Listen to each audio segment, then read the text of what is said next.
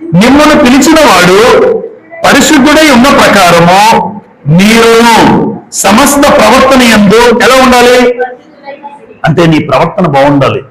సంఘానికి వచ్చినప్పుడు బాగానే కూర్చున్నావు, బయటికి వెళ్ళినప్పుడు సంఘానికి వచ్చినప్పుడు బాగానే పాటలు పాడుతున్నారు, బయటికి వెళ్ళినప్పుడు సంఘంలో ఉన్నప్పుడు, అందుకే నువ్వు దేవుని మందిరానికి పోయినప్పుడు నీ ప్రవర్తన అంటే మందిరంలోనే ప్రవర్తన కాదు, మందిరం బయటికి వెళ్ళిన తర్వాత ఎలాగైనా ప్రవర్తించచ్చా, మందిరం బయటికి వెళ్ళిన తర్వాత ఎవరితోనైనా గొడవలు పెట్టుకోవచ్చా, ఏ చెడుతనమైనా చూడొచ్చా, ఎలాగైనా ప్రవర్తించచ్చా అంటే దేవుడు ఇష్టపడలే. అంటే నేను పరిశుద్ధుడు కాబట్టి మిమ్మల్ని పిలిచిన వాడు పరిశుద్ధుడు కనుక మనం కూడా సమస్త ప్రవర్తన యందు ఎలా ఉండాలి అంటే ప్రవర్తన అంటే నీ చూపు, నీ మాట, నీ చూపులో పరిశుద్ధత, నీ మాటలో పరిశుద్ధత. మాట్లాడుతుంటాం, చూపు ఎక్కడో చూస్తుంటారు కొంతమంది ఆడవాళ్ళతో మాట్లాడినప్పుడు, మాట ఒకలా ఉంటుంది, చూపు ఒకలా ఉంటుంది. ఆ మాట చూపు